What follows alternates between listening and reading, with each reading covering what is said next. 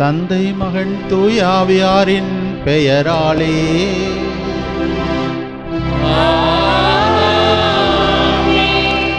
நம் ஆண்டவராகிய இயேசு கிறிஸ்துவின் அருளும் கடவுளின் அன்பும் பரிசுத்த ஆவியாரின் நட்புறவும் உங்கள் அனைவரோடும் இருப்பதாக.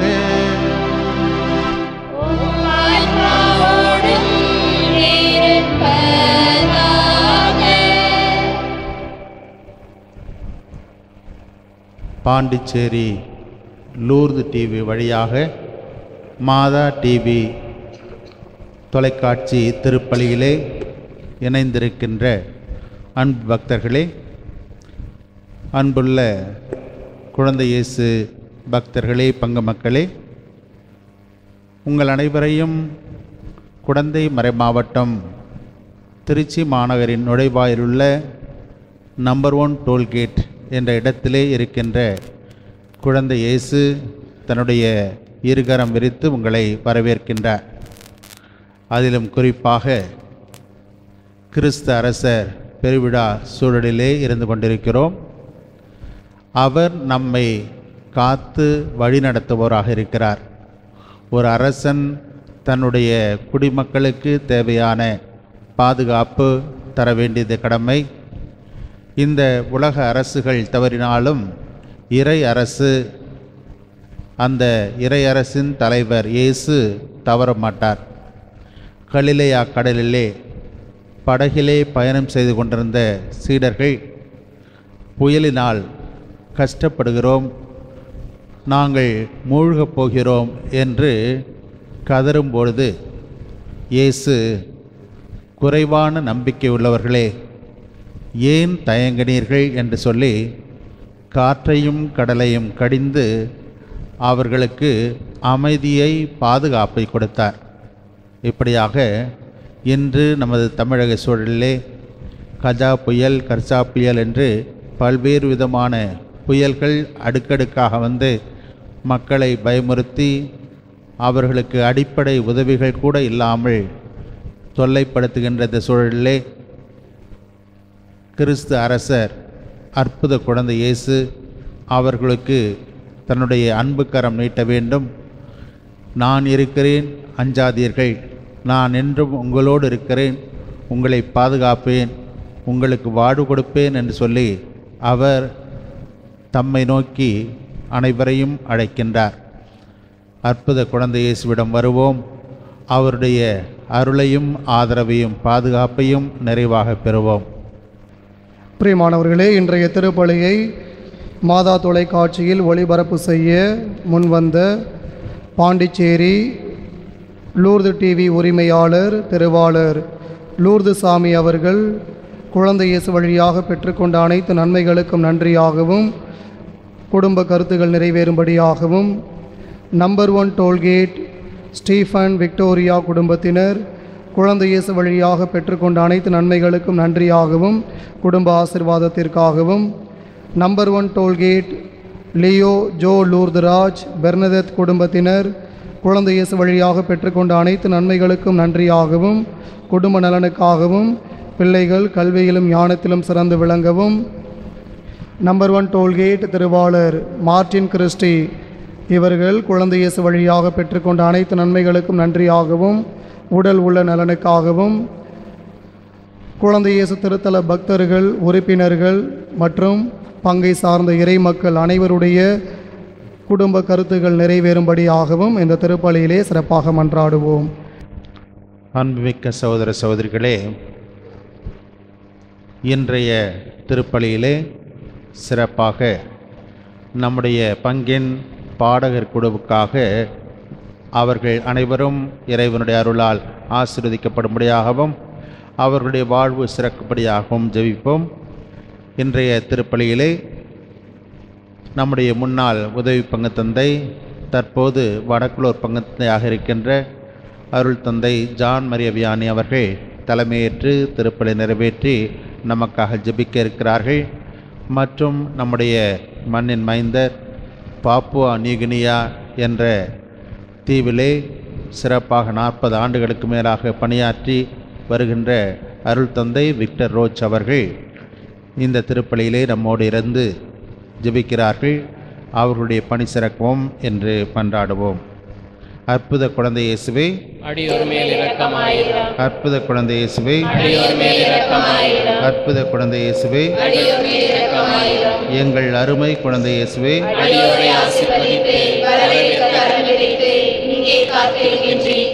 ஜபத்தின் வழியாக உம்மை வாழ்த்தி வணங்க எங்களுக்கு உதவி புரியும். நீரே எங்கள் ஆண்டவர், நீரே எங்கள் மீட்பர். எங்களை பற்றி உமக்கு எவ்வளவோ அக்கறை.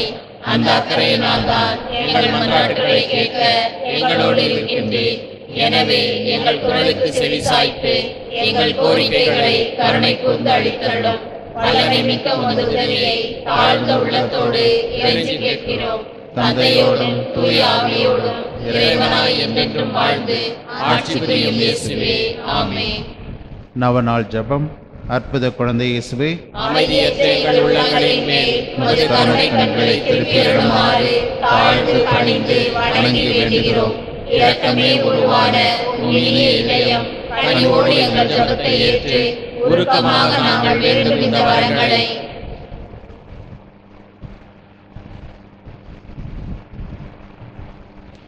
அளித்தருளுமாறு உம்மை இறைஞ்சுகிறோம்.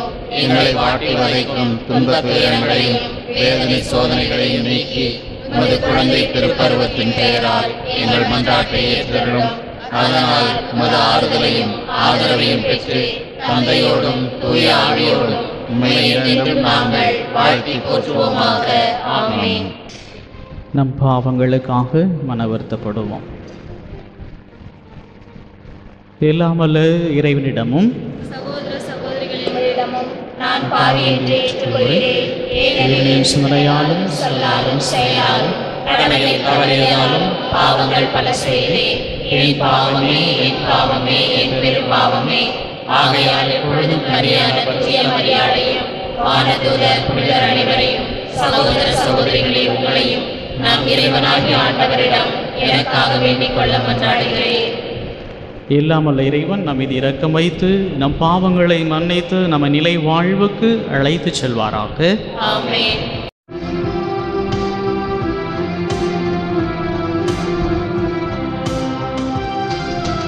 ஆண்டவரே இரக்கமாயிரும்.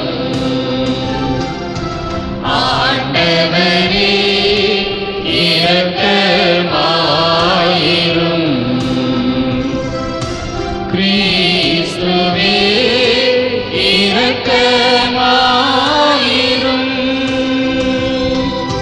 கிறிஸ்துவே இரக்கமாயிரும். ஆண்டவரே இரக்கமாயிரும். ஆண்டவரே இரக்கமாயிரும். ஜெபிப்போமாக. ஆண்டவரே எங்கள் இறைவா, உம்மீது நாங்கள் கொண்டுள்ள பற்றன்பில் எப்பொழுதும் மகிழ்ந்திருக்க செய்ய உம்மை வேண்டுகின்றோம். ஏனெனில் அனைத்து நன்மைகளுக்கு முற்றாகிய உமக்கு நாங்கள் இன்றும் பணிபுரிவதா முடிவில்லா முழுமையான மகிழ்வை பெற்றுக்கொள்வோமாக. உம்மோடும் தூய ஆவியாரின் ஒன்றிப்பில் இறைவனாய் என்றென்றும் வாழ்ந்து ஆட்சி செய்கின்றவரும் எங்கள் ஆண்டவரும் உம் திருமகன் கிறிஸ்து வழியாகவே உம்மை மன்றாடுகின்றோம்.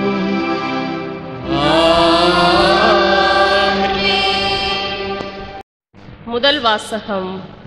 உமது அரிவாளை எடுத்து அறுவடை செய்யும், ஏனெனில் அறுவடை காலம் வந்துவிட்டது. திருத்தூதர் யோவான் எழுதிய திருவெளிப்பாட்டிலிருந்து வாசகம்.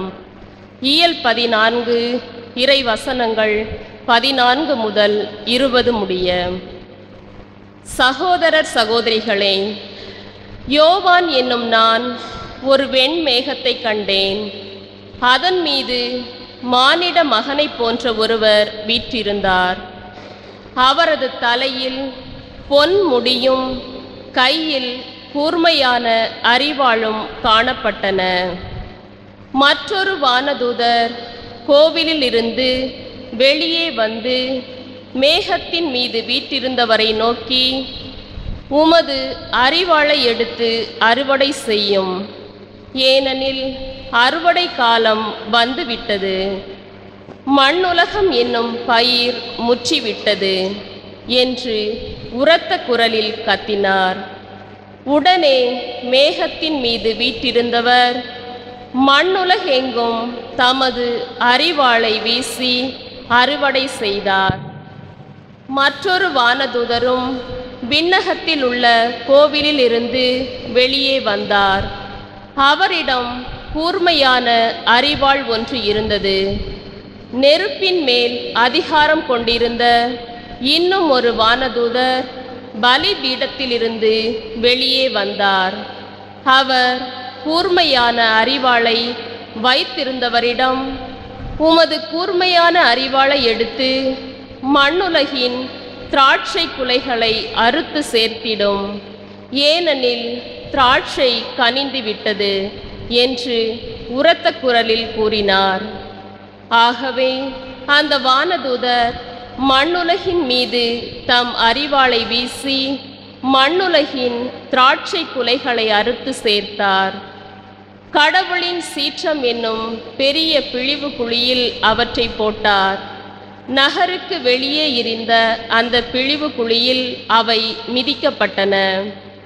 அந்த பிழிவு குழியில் இருந்து இரத்த வெள்ளம் ஏறத்தாழ 2 மீட்டர் ஆழம் 300 கிலோமீட்டர் தொலைவுக்கு பாய்ந்தோடியது. ஆண்டவரின் அருள்வாக்கு. இறைவனுக்கு நன்றி. பதிலுரை பாடல் பல்லவி. மண்ணுலகிற்கு நீதி தீர்ப்பு வழங்க ஆண்டவர் வருகின்றார். மண்ணுலகிற்கு நீதி தீர்ப்பு வழங்க ஆண்டவர் வருகின்றார்.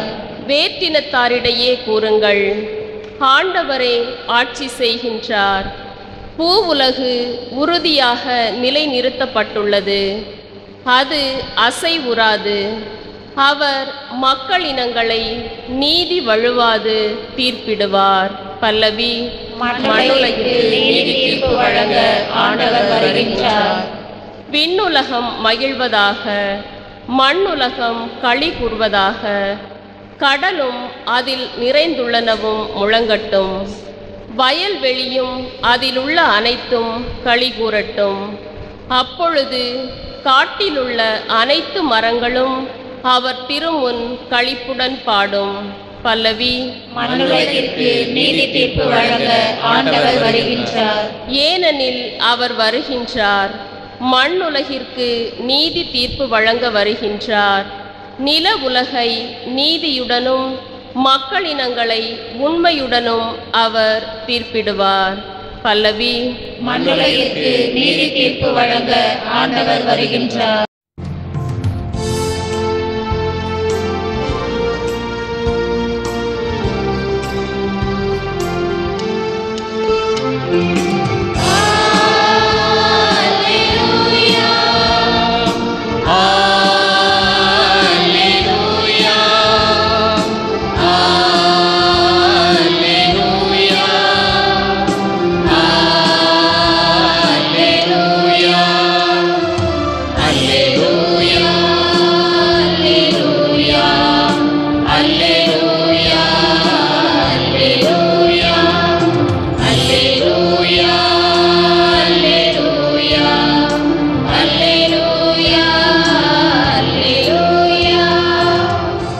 இறக்கும் வரை நம்பிக்கையோடு இரு. அவ்வாறாயின் வாழ்வை உனக்கு முடியாக சூட்டுவேன் என்கிறார் ஆண்டவர். அல்லேலூயா, அல்லேலூயா, அல்லேலூயா, அல்லேலூயா, அல்லேலூயா. ஆண்டவர் உங்களோடு இருப்பாராக. உம் ஆன்மாவோடும் இருப்பாராக. லூக்கா எழுதிய நற்செய்தியிலிருந்து வாசகம். ஆண்டவரே மாட்சி உமக்கே. அக்காலத்தில் கோவிலை பற்றி சிலர் பேசிக் கொண்டிருந்தனர். கவின்மிகு கற்களாலும் நேர்ச்சை பொருட்களாலும் கோவில் அழகுபடுத்தப்பட்டு இருக்கின்றது என்று சிலர் பேசிக் கொண்டிருந்தனர். இயேசு, இவற்றையெல்லாம் பார்க்கிறீர்கள் அல்லவா? ஒரு காலம் வரும், அப்போது கற்கள் ஒன்றின் மேல் ஒன்று இராதபடி இவையெல்லாம் இடிக்கப்படும் என்றார். அவர்கள் இயேசுவிடம், போதகரை, நீர் கூறியவை எப்பொழுது நிகழும்? இவை நிகழப்போகும் காலத்திற்கான அறிகுறி என்ன என்று கேட்டார்கள். அதற்கு அவர், நீங்கள் ஏமாறாதவாறு பார்த்து கொள்ளுங்கள். ஏனெனில் பலர் என் பெயரை வைத்து கொண்டு வந்து நானே அவர் என்றும் காலம் நெருங்கி வந்துவிட்டது என்றும் கூறுவார்கள். அவர்கள் பின்னே போகாதீர்கள். ஆனால் போர் முழக்கங்களையும் குழப்பங்களையும் பற்றி கேள்விப்படும் பொழுது திகழுறாதீர்கள். ஏனெனில் இவை முதலில் நிகழத்தான் வேண்டும், ஆனால் உடனே முடிவு வராது. மேலும் அவர் அவர்களிடம் தொடர்ந்து கூறியது, நாட்டை எதிர்த்து நாடும் அரசை எதிர்த்து அரசும் எழும். பெரிய நிலநடுக்கங்களும் பல இடங்களில் பஞ்சமும் கொள்ளை நோயும் ஏற்படும். அச்சுறுத்தக்கூடிய பெரிய அடையாளங்களும் வானில் தோன்றும். ஆண்டவரின் அருள்வாக்கு. கிறிஸ்து இயேசுவுக்குள் பிரியமானவர்களே, ஆண்டின் பொது காலம் 34வது வாரத்தின் இறுதியில் இருக்கிறோம். இன்றைய நாளின் மைய சிந்தனையாக, மைய கருத்தாக நற்செய்தியை நாம் பார்ப்பது எருசலேம் தேவாலயத்தின் அழிவை பற்றியும் இந்த உலகத்தினுடைய அழிவை பற்றியும் இறைமகன் இயேசு கிறிஸ்து கூறுவதை பார்க்கிறோம். அதன் வழியாக நமக்கு கொடுக்கப்படுகிற அழைப்பு, இறைமகன் இயேசு கிறிஸ்துவினுடைய வருகைக்காக நாம் எந்த அளவுக்கு ஆயத்தமாக இருக்கிறோம். இந்த இரண்டு அழிவுகளை பற்றி சிந்தித்து பார்க்கிற பொழுது இறைமகன் இயேசு கிறிஸ்துவினுடைய வருகைக்காக நாம் எந்த அளவுக்கு தயாராக இருக்கிறோம், ஆயத்தமாக இருக்கிறோம் என்று சிந்தித்து பார்க்க இன்றைய வழிபாடு மற்றும் வாசகம் நமக்கு அழைப்பு விடுக்கிறது. முதலிலே இந்த எருசலேம் தேவாலயத்தை பற்றி நாம் அதிகமாக அறிந்திருப்போம். அந்த ஆலயத்தை கட்டுவதற்கு எப்படிப்பட்ட முயற்சிகளை சாலமோன் அரசர் எடுத்துக்கொண்டார் அப்படின்னு சொல்லி அரசர்கள் புத்தகம் முதல் புத்தகம் 5வது அதிகாரம் மற்றும் 6வது அதிகாரம், இந்த அதிகாரத்திலே இந்த பிரிவிலே வாசித்தோம் என்று சொன்னால், அவர் எப்படி அந்த ஆலயத்தை கட்ட வேண்டும், எப்படி ஒரு அழகு மிகுந்ததாக, எழில் மிகுந்ததாக அந்த ஆலயத்தை வடிவமைக்க வேண்டும் அப்படின்னு சொல்லி சாலமோன் திட்டம் தீட்டுவதை பார்க்கிறோம். திட்டம் போட்டதோடு மட்டுமல்லாமல் பல்லாயிரக்கணக்கான வேலைக்காரர்கள், ஊழியர்களை வைத்து அந்த ஆலயத்தை அழகாக கட்டி முடிக்கிறார். ஏறக்குறைய 13 ஆண்டுகள் கடின உழைப்பு, மக்களுடைய உழைப்பாலே அந்த ஆலயமானது கட்டப்படுகிறது. இந்த ஆலயத்தை பார்க்கிற பொழுது ஒரு வியப்பு, ஆச்சரியம், எப்படி இந்த ஆலயத்தை கட்ட முடிந்தது அப்படின்னு சொல்லி எல்லாருமே வியந்து பாராட்டுகிறார்கள். அத்தனை பெருமையும் சாலமோன் அரசருக்கே சேரும். அந்த எருசலேம் தேவாலயத்தினுடைய அழிவை பற்றி இன்றைய நற்செய்தியிலே இறைமகன் இயேசு கிறிஸ்து கூறுகிறார். ஏன் அதனுடைய அழிவை பற்றி கூறுகிறார் என்று முதலிலே நாம் சிந்தித்து பார்ப்போம். ஒரு சில ஆண்டுகளுக்கு முன்பாக உதவி தந்தையாக ஒரு பங்கில் இருந்தேன். கோவில் இல்லாத ஊரிலே குடியிருக்க வேண்டாம் அப்படின்னு சொல்லி ஒரு பழமொழி எல்லாருமே கேள்விப்பட்டிருப்போம். கோவில் இல்லாத ஊரில் குடியிருக்க வேண்டாம். நான் இருந்த அந்த பங்கிலும் ஒரு கிராமத்தில் ஆலயம் இல்லை. ஆகவே மக்கள் அனைவரும் ஒன்று சேர்ந்து எங்களுடைய ஊருக்கு ஒரு ஆலயம் வேண்டும் அப்படின்னு சொல்லி எல்லாருமே முடிவெடுத்து அந்த ஆலயத்தை எப்படி கட்டுவது, எந்த அளவு கட்டுவது, எத்தனை பேர் உட்காரும் அளவிற்கு அதை கட்டுவது அப்படின்னு சொல்லிலாம் நிறைய திட்டங்கள் போட்டு அதற்குரிய பொருட்செலவை எப்படி நாம் ஏற்றுக்கொள்வது அப்படின்லாம் சொல்லி நிறைய திட்டமெல்லாம் போட்டு ஆலயத்தை கட்டுவதற்கு ஏற்பாடு செய்யப்பட்டது. அதாவது தொடக்கத்தில் ஒரு விதமான திட்டம் போடப்பட்டது. போக போக பார்த்திங்கன்னா அந்த ஊரில் உள்ள ஒவ்வொருவருமே மற்ற ஆலயங்களை சென்று பார்த்துவிட்டு, பீடம் இப்படி இருக்கணும், வண்ணம் சுண்ணாம்பு அடிக்கிறது இப்படி இருக்கணும், அழகாக இருக்கணும், மார்பிள்ஸ் இப்படி போடணும், டைல்ஸ் இப்படி போடணும் அப்படின்னு சொல்லி அவர்களுடைய கருத்துக்களை மீண்டும் மீண்டுமாக வந்து பதிவு செய்து கொண்டே இருந்தார்கள். போட்ட பட்ஜெட்டு பார்த்திங்கன்னா கொஞ்சம், ஆனால் அவர்கள் வந்து சொல்ல சொல்ல அந்த பட்ஜெட் அதிகமாகிட்டே போகுது, இருந்தாலும் மக்கள் நாங்கள் போய் நன்கொடை வாங்கிட்டு வந்து தரோம் ஃபாதர், கவலைப்படாதீங்க அப்படின்னு சொல்லி அவர்கள் திட்டம் தீட்டியவாறு ஒரு அழகான ஆலயம் கட்டி எழுப்பப்பட்டது. முதல் நாள் திருப்பலியில் ஏறக்குறைய 300 பேர், உறவினர்கள், சொந்தங்கள் எல்லாருமே வந்து ஆலயத்தில் அமர்ந்து திருப்பலியிலே பங்கெடுத்தார்கள். நல்ல முறையில் திருப்பலி முடிந்தது. எல்லாருக்கும் விருந்து உபசரிப்பு செய்யப்பட்டது. அப்புறம் அந்த ஆலயத்தை கட்டி முடிக்க எவ்வளவு செலவு அப்படிங்கிறதெல்லாம் மக்களுக்கு தெளிவாக கொடுக்கப்பட்டது, வரவு செலவு கணக்கெல்லாம். 1 மாதம் ஆனது. ஆலயத்திற்கு வரக்கூடியவர்களின் எண்ணிக்கை 30. முதல் நாளில் ஆலயத்தை கட்டி முடித்தவுடன் 300 பேர். அந்த 1 மாதம் காலமாக அந்த மக்களுடைய மனநிலை, ஃபாதர் வந்து கோயிலை பாருங்கள் எப்படி இருக்குது, எவ்வளவு அழகாக இருக்கிறது, வந்து பாருங்கள், ஒவ்வொன்றையும் பாருங்கள், பார்த்து பார்த்து செஞ்சது, வந்து பாருங்கள் அப்படின்னு சொல்லி எல்லாருக்குமே, உறவினர்கள், சொந்தங்கள் எல்லாருக்குமே அழைப்பு கொடுத்து கூட்டம் கூட்டமாக வந்து பார்த்துட்டு போகிறாங்க. இந்த சின்ன ஊரில் இவ்வளவு பெரிய ஆலயமா, இவ்வளவு அழகான ஆலயமா அப்படின்னு சொல்லி எல்லாருமே வியந்து பாராட்டிட்டு போனாங்க. ஆனால் நாளடைவில் ஆலயத்திற்கு வரக்கூடிய அந்த ஊரை சார்ந்த மக்களின் வரவு குறைந்து கொண்டே போனது. ஏன்னா அங்கே அவ்வளோ பேர் தான் இருக்கிறாங்க, அதிலும் குறைந்து கொண்டே வரக்கூடிய ஒரு சூழல். ஏன்னு கேட்டால் அவ்வளோதான், ஆலயத்தை கட்டி முடித்தோம், கோயில் இல்லாத ஊரில் குடியிருக்க வேணாம்னு சொன்னாங்க. அவ்வளோதானே, கோயில் வந்துருச்சு, நாங்களும் குடியிருக்கிறோம், எதற்கு நாங்கள் ஆலயத்திற்கு வர வேண்டும்? பல நேரங்களில் இப்படிப்பட்ட ஒரு சூழல் தான். ஆலயம் என்பது இறைவன் வாழக்கூடிய இடம், இறைவனுடைய உறவிடம். அந்த ஆலயத்திலே நான் இறைவனை தேடி வருகிறேன், என்னை தேடி இறைவன் வருகிறார். இருவருமே சங்கமமாகக்கூடிய ஒரு இடம்தான் ஆலயம். ஆனால் பல நேரங்களில் நிறைய இடங்களுக்கு நம்ம சுற்றுலாவிற்கு செல்வோம், நிறைய ஆலயங்களுக்கு நாம் பாத யாத்திரையாக செல்வோம். நாம் ஜெபிக்கின்ற நேரம் என்பது வெகு குறைவு.